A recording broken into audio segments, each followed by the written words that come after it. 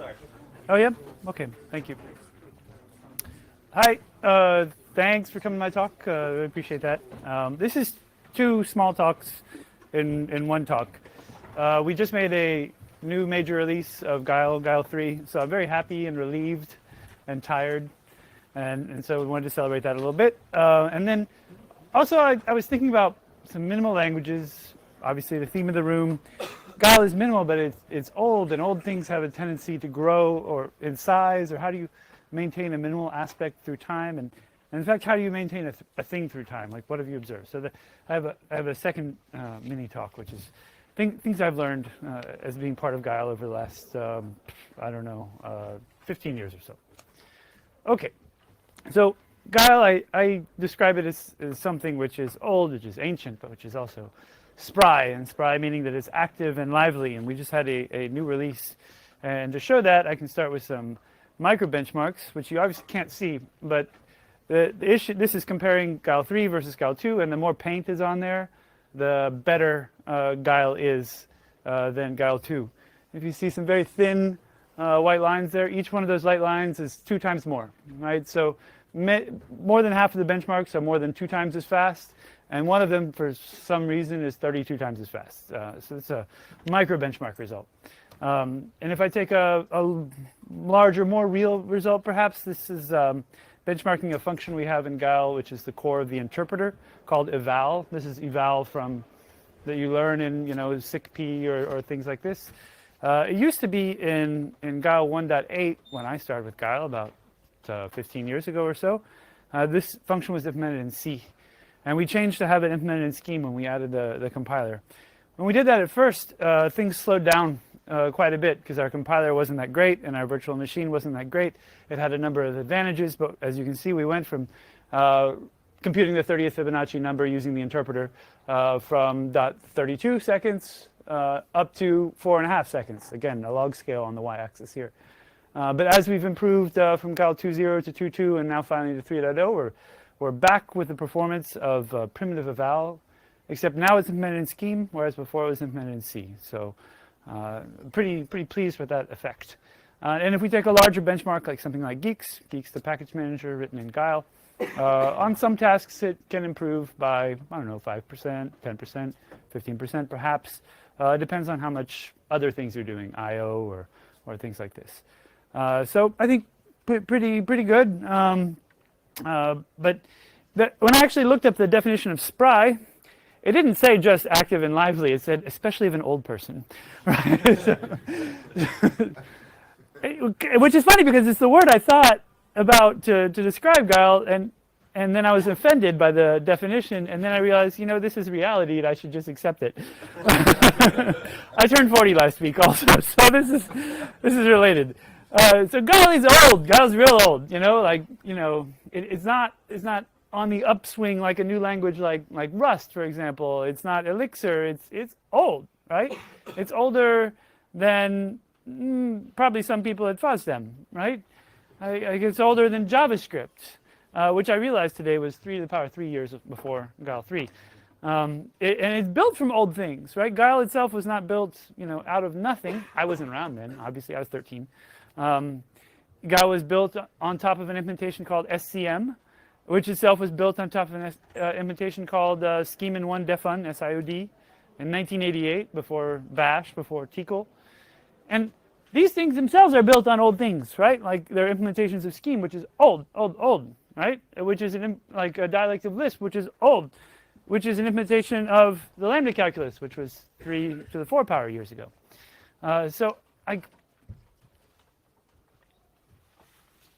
What you have after evolving with time, the world is not the same as it was 81 years ago, nor 27 years ago, nor 9, nor 3. Like we have to keep adapting. So how do you maintain a minimal system as we go forward in time?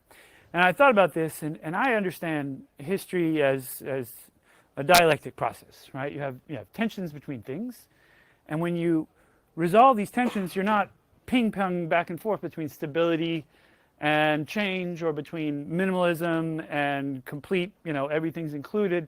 When you resolve these tensions, you get to another state and you have new tensions, right? And these tensions drive forward the motor of history. And as Marx says, men make their own history, men, language of the day, but they do not make it as they please. They do not make it under self-selected circumstances, but under circumstances existing already. Right? We're always building on things before. We're never creating new minimal things out of nothing. We're always advancing from where we find ourselves, and then once we've advanced, we find ourselves somewhere else, and so we have to move and keep on moving on. And so how do we remain minimal over time? And in the context of Guile, like what are the tensions that operate, and how do these tensions kind of turn the crank of history, like moving Guile forward to a newer and newer state in time, right? And is it going forward or backwards? But it's certainly like developing. And so I see the tensions as like the problems in the world, like the web was not a thing in 1936 or whatever, between like having something stable that you want to build on versus having something that can change and adapt to new circumstances or can improve itself. And there are a number of other tensions in here. And so in this talk, I want to give some observations that I have on how these tensions operate and can pull language forward. So one of the lessons I've taken from Guile is that as far as an optimization pattern, you're often you think about where you are and how can I get immediately better, right? You take a step in that direction. This is hill climbing, and it's widely known that you're not going to find necessarily a global maximum if hill climbing is your approach for language development or for program maintenance or anything, because you could climb and you could reach one hill, but there could be other hills that you don't know of. And if you knew of them, obviously you'd be on them already, but you just can't know because you only see what's directly around you. And so like as a language evolution strategy, I find hill climbing is a recipe for death in the end, because if you ever reach that maximum, you have nowhere to go, right? You're stopped. Like why would you step down in anywhere that's worse? And so I found that that's where Guile was 15 years ago or so. We had optimized and optimized and optimized to be a scheme that you would link to from C. And we got to what we thought was a good position, but it had a lot of downsides that we couldn't reach through incremental steps to getting somewhere else. So while hill climbing has its place, it's not enough. Right. Another thing I learned in Guile is that users stay with you unless you push them away, right? Just out of inertia. They'll bleed off through time, right? You'll get new users through other processes possibly, but the real exodus events are when you break things for users, right? And the way to break things for users is to change your interface, and there are many kinds of interfaces. Like it's the I and API and CLI and ABI, right? Whenever you change any of these things, you're going to lose some of your users, right? So one lesson here can be don't change, right? Never change, which is not. This is a way to move forward with your users. Obviously not the whole thing, but if we take some examples, Python 3 obviously has some problems in this nature that I'm not expert on, but I certainly know they exist. Guile had a thing in 1.8 called local eval, where you could evaluate an expression within a lexical context at runtime.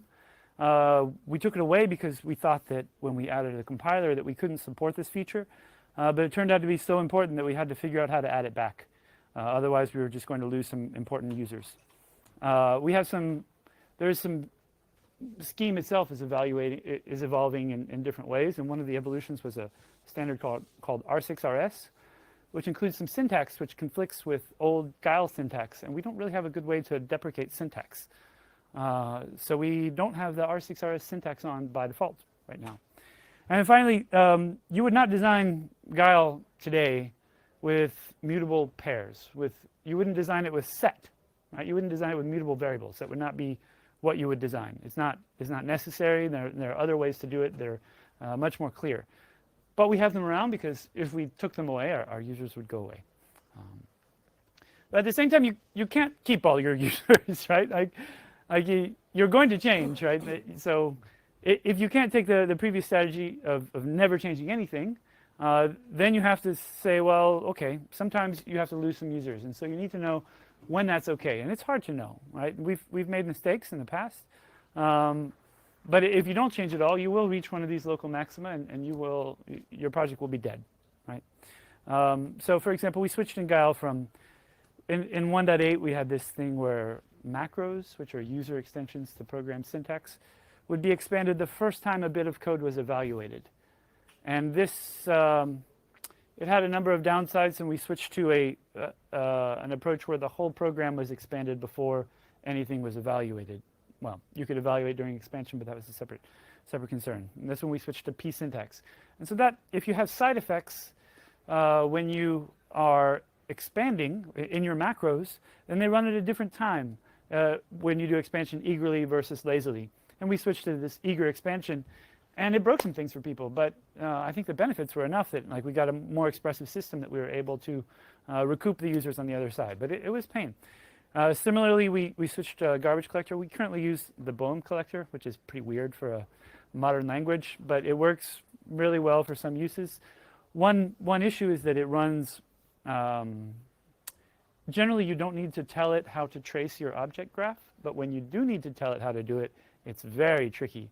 And so users which had used this API that allowed them to augment the garbage collector's notion of what is live had a really hard problem, and still have a really hard problem, migrating off of Guile 1.8, which had its last release 12 years ago or so.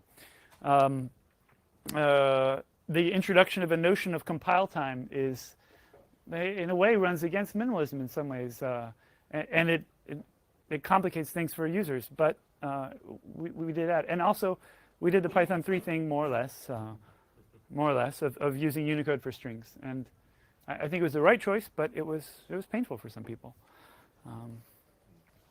So every interface you have is costs, right? As maintainer, and I hope that these lessons. I speak from a Guile perspective, but I think that every library author, every program author creates a language of some sort for their users. So the things I say, I think should apply for other programs as well. That.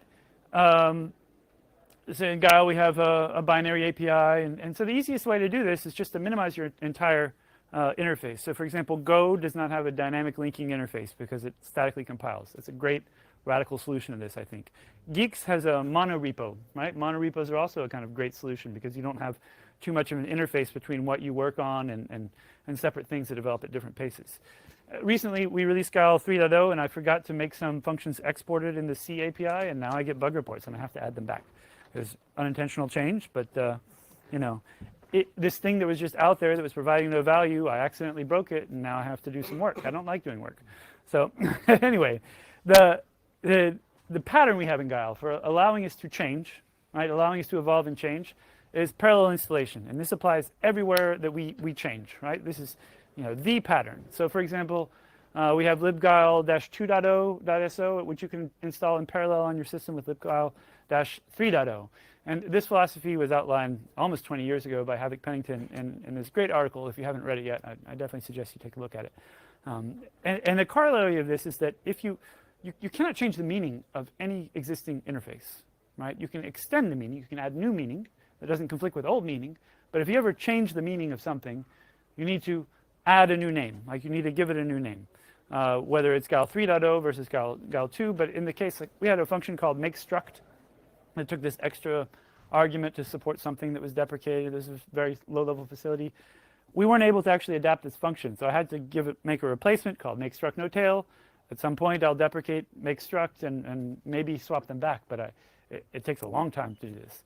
Additionally, we have like M4 macros that can allow you to say, actually don't move me to Guile 3, right? Keep me on Guile 2.2, right? Because I don't have time to deal with this right now. And as a counterexample, libtool does not help us at all, right? I don't know what it gives you. The libtool versioning, it's never solved any problem for me. I mean, maybe it's good for distros, but it doesn't help me evolve Guile.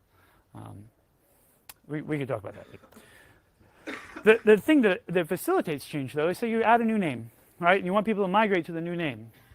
Our pattern that we use here is deprecation, and it applies everywhere. On the C API, you can add attribute deprecated to functions, types, variables, and you can give a message when you do this to say, please migrate to this. So when the users who are capable of making this change compile this, they see this message like, oh man, it's giving me all these warnings. I got to get on this. If they decide to switch to the new API, right? And you have to give them time.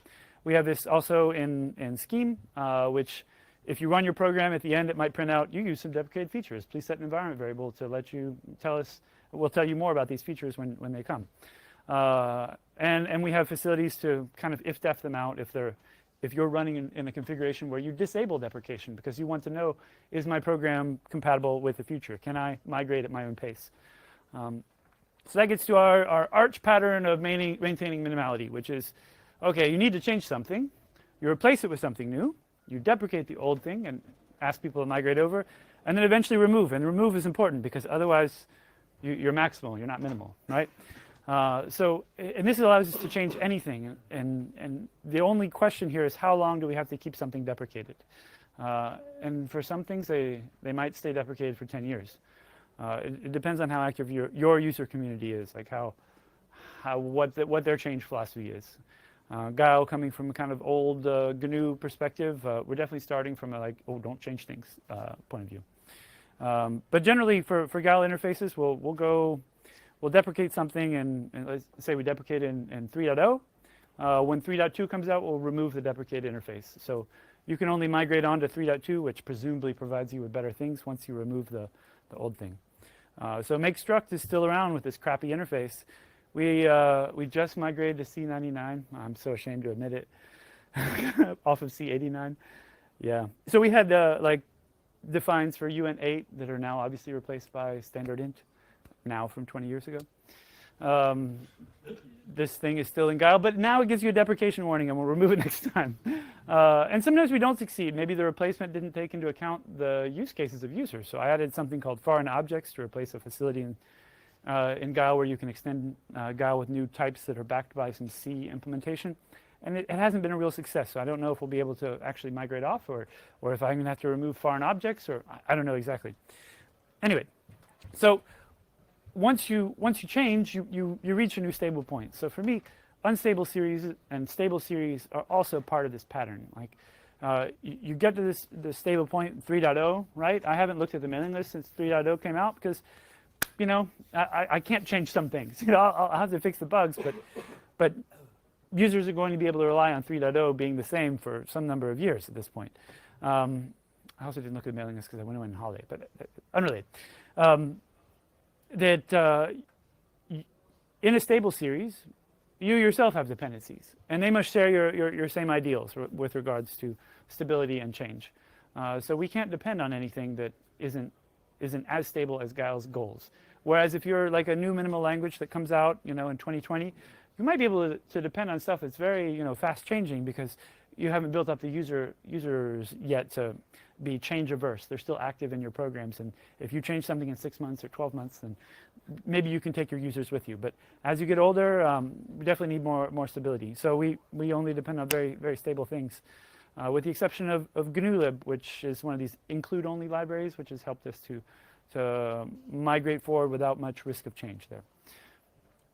Right. So the other thing is that as a author of a language, you know, be that language a library or Guile or whatever, you're going to get pressures for users for you to add things, right? To make your language bigger, to add features or what have you. And in Guile, being based on Scheme, I found that it's been already really good that we empower our users that the language constructs they create sit on a first-class level with the language constructs that are defined in Guile. So users obviously can extend Guile with modules and such, but I think the syntax question is really important as well. We all know the problems that come in extending the syntax of JavaScript or Python or something like this because syntax keywords are a first-class part of the language that users don't really have access to. Whereas in Scheme, we're able to evolve this syntax without my permission, right? My permission as Guile co-maintainer. The other thing is that often you have maybe a performance difference, especially in language implementations. A user defines some facility. It doesn't perform as well as something implemented in Guile because Guile has access to all the speed, you know, shortcuts and things like this. And this was a real problem we had in 1.8. It pushed users towards a overuse of C extensions. It added to our interface there. We still have a lot of that interface that we still have to maintain. And having made this leap to have a better compiler and runtime system, users can now define things in Scheme that are perf acceptable generally. So my lesson here is that if you empower your users to create things that sit on as peers to the facilities defining the language, then they need less from you, which is good because I don't want to do things. Speaking of not wanting to do things, users come with code sometimes, and they want you to take it, right? An extension to your software, the software you're responsible for, and this is almost always a burden. And so, so for me, I really prefer this empower the users, separate modules sort of things, except when the feature is just quite stable and it's not going to demand anything of me. But that involves a commitment from the users as well. Like they have to realize that this thing they're adding is stable, or you know, participate actively in Guile maintenance. So you just need some agreement there. And so some things we have in Guile are in because they're super stable, and some things are out because, like Fibers, for example, is a lightweight concurrency facility. I haven't added it to Guile because I don't know if it's stable enough. I don't know. So, right. Just a couple more things. The greatest problem we have in Guile right now with regards to evolution is memory management on the C interface. It would be really nice for us to have a precise generational garbage collector. Instead, we use a sometimes precise, sometimes conservative, details, the Boehm collector, which doesn't offer bump pointer generational allocation. If you look at the micro benchmarks, the way to get the next bump to reach Shea scheme is to have a good garbage collector. But it's very difficult on the C level to have all of your users change this API in a very fundamental way. And I'm not really sure how we're going to get there. Guile's not the only language with these problems. Even PyPy has issues with regards to when the delete finalizer gets called, or destructor, or whatever it is in Python, relative to CPython, where it happens at a different time. And if we look in the future, though, so we're around in the circle. Like, we've gone from stable to change, and now we're back to stable again. And in Guile's perspective, I want to add another dimension to parallel installability. Users can do most anything they want with Guile, defining new constructs that are on a par with Guile's constructs, with the exception of whatever language it is at the top of your file, right? At the top of your file, it's still kind of this default Guile environment, this default Guile syntax. And Racket has this really wonderful, elegant solution to this, which is called hashlang. You just sort of note what language your file is in at the top, and you can have pretty significantly different syntaxes. You can have a more friendly, perhaps, approach to using libraries. So I want to have that. I find that to be parallel installability for source languages, even source languages that are radically different than Scheme. And additionally, I've been working in the weeds, right? I haven't been working so much on the higher linguistic levels, and I think Racket has shown a lot of idioms that are really useful that we would like to sediment down into Guile's riverbed. And so the thing about the dialectic is it doesn't advance Guile itself. It's still people doing things, and until now it's been me, sort of cranking around from stable release to development cycle and then back to stable release. And I want to see if I can step back and let other people hold that some more. Whether that's like I put a lot of effort into community, or if I just step back for a year and see what happens. I'm not sure what's going to do it, but one of those things will work. So yeah, that's my thoughts on evolving language. Questions welcome.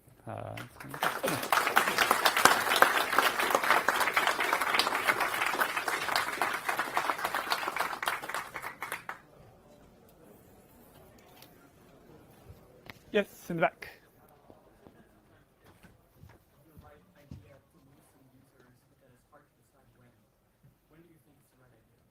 I think, that's a very good question.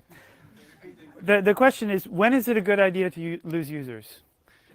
From the selfish perspective of Guile, it's better to lose users if you recoup more users than you lost. But you don't recoup new users tomorrow, right? It's a function that you expect that it's going to come in at some point in time. So is it better if you lose 10% of your users, but you get 20% more in 3 years, or does it need to be 6 months? It really depends on your goals as far as your growth, right? If you expect to grow a lot, then you can lose all your users, right? I think Guile's more on a smaller curve. Upwards, I hope. Yes? Is Guile still using auto tools for the build system? And if so, any plans of using this code? The question is Guile still using auto tools? Yes, it does. It's horrible. It's horrible in ways I understand. I don't have any particular plans to switch off, but if somebody wants to give a crack at that, that could be interesting. But I would note also that I got bug reports after I released Guile from Itanium people and HPPA systems. And so is it okay to lose those users? I don't know. I don't know. Yeah. It's fun. Yeah. You mentioned a slide or two ago that you wanted to take a little step back and let other people contribute. But I remember in some of your previous either a talk or a blog post that you work best alone. So how do you see that? So the question is I would like, evidently, to allow other people to facilitate other people to contribute. But I've said previously that I work best alone, which is true. I don't know what the resolution there is. I don't know. Right now it's a desire without a plan. Yeah. Okay. Thank you very much.